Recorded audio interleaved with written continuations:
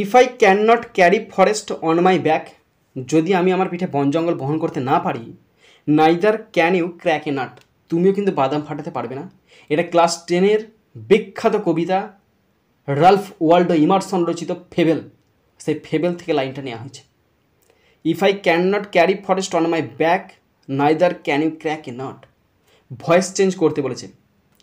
এত বড় sentence, complex sentence আছে, অ্যাডভার্বিয়াল ক্লজে আছে এবং এটা ভয়েস চেঞ্জ করতে হবে, বিশাল সোজা।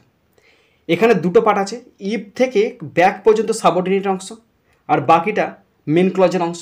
সুতরাং ভয়েস চেঞ্জ করা সোজা হবে, দুটো পার্টারই ভয়েস চেঞ্জ করে দাও, ছক্কা মেরে দাও, হয়ে গেল। এবার ভয়েস চেঞ্জটা আমি করছি, তোমরা ভালো করে শোনো, ভালো করে দেখে নাও, কারণ আমাকে পেজটা তুলতে হবে।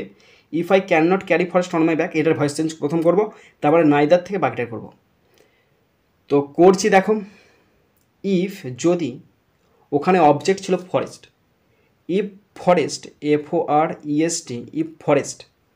অক্সিলারি ভার্ব ছিল মডাল অক্সিলারি ক্যান, ক্যানের পর বি বসবে, কিন্তু নট আছে তাহলে can not be. If forest can not be, carry হচ্ছে মেন ভার্ব, তাহলে ক্যারেড হবে, CARRIED।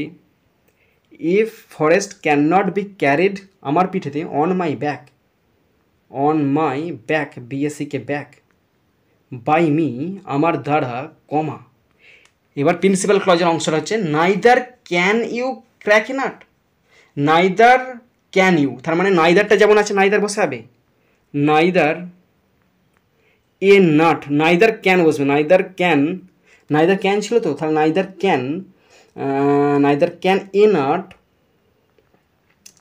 Neither can a nut be cracked, CRACKED, cracked by you, stop বসবে। দেখো, if forest can not be carried on my back by me, neither can a nut be cracked by you.